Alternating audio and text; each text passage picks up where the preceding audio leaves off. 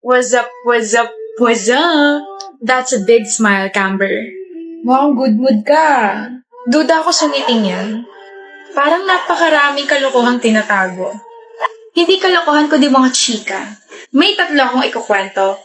Mainit-init pa. With matching evidences. Eto na, so kahapon kasi nakausap ko si Red. Tapos mga vebs, nag-cheat ang girlfriend niya, nakakaloka. Wala nagtatanong. Mama mo. Char, in fairness napakabago ng pambabara mo Parang last 2019 pa yata yan. Wala naman kasi talaga nagtatanong, Camber. Wala naman nagtatanong kung ano ba talaga yung chika mo. Napakadaldal, napakaingay. Wala rin naman nagsabing magsalita ka. Tsaka counted ba opinion mo? Kasali ka? Kami na yung nag-uusap Share niya lang naman kasi alam niyang wala kang alam. Look, joke lang. Joke lang? Then you must be fun at parties. Grabe naman kayo. Nakakasakit na kayo Kung ganyan lang kasi sasabihin mo, tumahimik ka na lang, Olivia. Lagi mo na lang kaming ginaganyan. Tsaka Camber's just sharing something. And we're not even complaining. Nakakasira ka na mood, alam mo ba yun? O game, Camber. Kung hindi interesado si Olivia, kami, sobrang interesado namin makinig sa'yo. So ito na nga.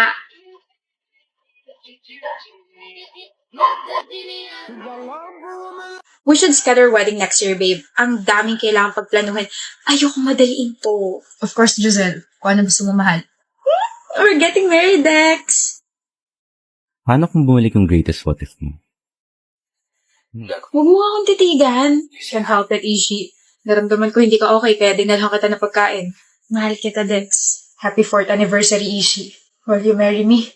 Hindi pa ako ready, Dex. Kung ganon, hihintayin kita. But you can't. Ishi, wait. Sorry, I'm late, hubby. It's okay. Are you hungry? Hungry, not hungry. Let's go, wife. Siya ba yun? Giselle. Yung babaeng kinakwento mo nung nasa getting to know each other stage pa lang tayo 2 years ago? The woman who rejected your proposal because she wasn't ready? Let's go back. I'm sorry, love. Why did you propose, Dex? Giselle, please. What did you feel after knowing that she's already married to someone else? Dami sigurong what if dyan sa utak mo, no? What if hinintay mo siya? What if you stay beside her while she's reaching her dreams? What if hindi ka napagod? What if... Stop. I wonder kung ito yung sing-sing na dapat para sa kanya. I just have a final question and I want you to be honest with me. Umasa ka ba na single pa rin siya hanggang ngayon? Yes. Thank you for the wonderful 2 years. Wala na mangyayaring kasal. Bihali ka na. Ayan na nga ba sabi ko Di ba sabi ko huwag kang mamapak ng asukal tapos biglang iinom ng napakalamig na tubig? Ayan tuloy, inuubo ka na. I'm okay, tara na. No, hindi na tayo gagala. I'm going to take care of you. Paano yung gusto mo movie? Sa susunod na lang natin panoorin yung gusto kong movie. Hirap ng exam, grabe. Rate 1 to 10. 11. Yes, Papa. Ano ba? I'm serious here. We, nakangiti ka nga Kakapanood mo yan ng Stranger Things. Malungkot ka, diba? Tara kayong ice cream. Ayoko na, pagod na ako. Kadrama naman to, parang makikipag-break. Babe, ayan lang yung ice cream, Halika. Sa'yo. Happy 8th anniversary, Calvin, my love. Happy 8th anniversary, Monique, my love. Best friend, ba't ka biglang tumahimik? Gia, 2 months pa lang tayo magkarelasyon pero alam kong ikaw na makakasama ko habang buhay. Will you marry me? Yes, Calvin. Yes. Sabing huwag mo na panoorin yan Ulit-ulit na lang. Bakit sa 8 taon naming relasyon never siya nag-propose? Never namin napag-usapan ng maayos ang kasal. Tumatawa lang siya kapag tinatry kong pag-usapan. Monique, bakit sa 2 months na relasyon nila ng bago niya? Nag-propose agad siya. You know what's funny? Yung pakakasalan niya ngayon, siya yung babaeng ka-work niya na pinagsalosan ko. Pero palagi niya lang sinasabi, ang immature ko raw para maramdaman yun. Nakakasama ba akong mahalin? Hindi ba pwede talaga akong ikasal at iharap sa altar? Di ko ba deserve yun? I'm so bored, baby. Sabi ko naman sa'yo, huwag ka na sumama kasi mag-aaral ako rito. Hindi ba talaga tayo pwede maglaro ng online games? Exam na namin next week, hindi ako pwede mag-ganyan-ganyan. One game lang! Rosh, tomorrow na. Ang tama. I'm studying, oh. Studying pero nakikipagdagdalan. Ano kaya yun? Kinakausap mo ko eh. Eh di wag mo akong pansinin. Kapag hindi kita pinansin, magagalit ka naman. Hoy, hindi ako magagalit. Promise. B, nagugutom ako. What if magpa-deliver ka? B, I said I'm hungry. Keanu, what? Ba't di mo ako pinapansin? Sabi mo hindi ka magagalit. Pinagtitripan mo lang yata ako eh. Pre. O Dan, bakit? Sino kausap mo? Kausap? Wala akong kausap. Naririnig kita eh. Nagme-memorize ako ng mga notes. Talaga? Akala ko naka-move on ka na agad tapos may kasama kang babae dito sa kwarto mo. Never ako makaka-move on, no? Mahal na mahal ko kaya yung girlfriend ko.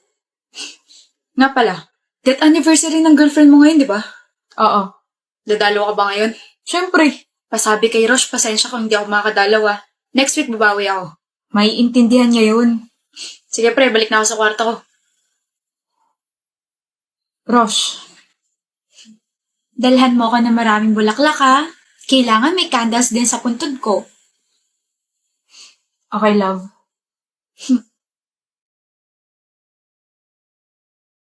Sana hindi na lang nagpumulit na pumunta tayo sa Batangas, no? E di sana hindi tayo maaksidente. E di sana nandito ka pa, Rosh. Ano meron? Our very beautiful President Yona, she's finally here. Huwag kayo masyado maingay, baka mapagalitin tayo. May prof na sa kabilang room. Okay, I'm sorry, pero total nandito ka naman na. Simulan na ang competition. What competition? Ang unang kiligin, hindi magkakajowa. Sino kalaban? You're competing with our super-duper megalicious fogging auditor, Vander! Sit down, Miss President. Start na! Don't make it obvious. Alam ko mukha ko palang kinikilig ka na. Oh, please. Mas gwapo pa aso ko kaysa sa'yo. Uy, batuhan ng pick-up lines po to, hindi batuhan ng asar, opo. I'll go first. Your and your are two different words. Why? Cause you're mine and I'm yours? Hala! Oops. Come on, Vander. You're better than this. Galingan mo naman. Hindi ka na bata. Kaya samahan mo na ako sa pagtanda. May papel at ballpen ba kayo? Wala. Sayang, magdodrawing pa naman ako kasi you draw my attention. Nakita ko na sa Google. I even searched for your name kaso ang lumabas, I love you. Shucks! Say it again. Yung tatlong salita na yun? Fine. Vander, talo ka na.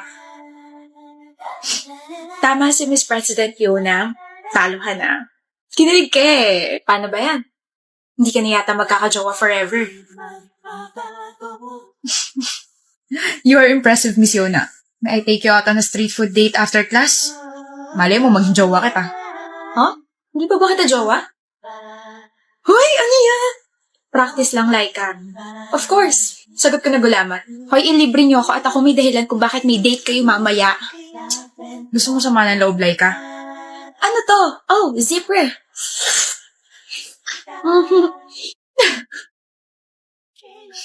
Good evening, love. How's your day? Sobrang pagod. Kanina ko pa gustong umuwi kasi panikoda yung boss ko eh. Kahit yung hindi ko naman dapat gagawin, sa akin pinapagawa. Galit ka ba? Oo naman. Sino hindi magagalit sa kanya? Tsaka ba't mo pa tinatanong yung obvious? Bakit mo naman ako tinataasan ng boses? Ako ba kaaway mo? Okay, sorry Viv. Pagod lang talaga ako. Then bakit late ka na nakauwi? Naya ako ng boss ko mag-dinner. Sorry ko, hindi ko nasabi sa'yo to. So hindi ka na makakasabay sa akin kumain. Hinintay mo ko? Sabi mo kasi kaninang umaga sabay tayo. Pero okay lang. I can eat naman na ako lang mag-isa. I'm sorry talaga, love. Bawi ako bukas. Half-bat lang ako. Sige, sandali. Ang bango ng perfume mo. Bumili ka ba ng bago? No. Pabango mo to. Talaga? Yep, bango, diba? Nakalimutan mo na ba? Yung mga ginagamit kong pabango, yung mga katulad nung sayo? Yung mga matatapang? never ako gumamit ng vanilla scent o kahit na anong pambabaeng pabango. Love, kasi napadikit kasi sa akin yung boss ko during dinner. Sa kanya yata tong pabango na naamoy mo. Then bakit ka nagsinungaling? Para hindi ka na mag-overthink. Look, Viv, nagbago na ako. Hindi naman na kita lulukohin. Hindi na ako ng bababae. I swear napadikit lang yung boss ko sa akin. What did you say? Napadikit lang yung boss ko sa akin. Hindi. Nagbago ka na. Hindi mo na ako lulukohin. Hindi ka na ng bababae. So, ibig sabihin, ilang beses mo na ako niloko dati. Tama pala yung hula ko. Viv, wait. That was a year ago. Nagbago na ako, Viv. Viv, huwag kang lalapit dahil nagsisimula na ako mandiri sa'yo. I asked you a lot of times. I gave you a chance to tell the truth. Pero totoo pala talaga. Hanabihan mo pa ako na nahihibang na ako na gawa-gawa lang yun ang utak ko. Kahit siguro ilang beses mo sabihin na nagbago ka na, kahit ilang beses kang mag-explain, hindi na mawawala sa utak yung sinabi mo. Ano pa bang tinatago mo, Ambrose? Wala na. Wala na akong tinatago.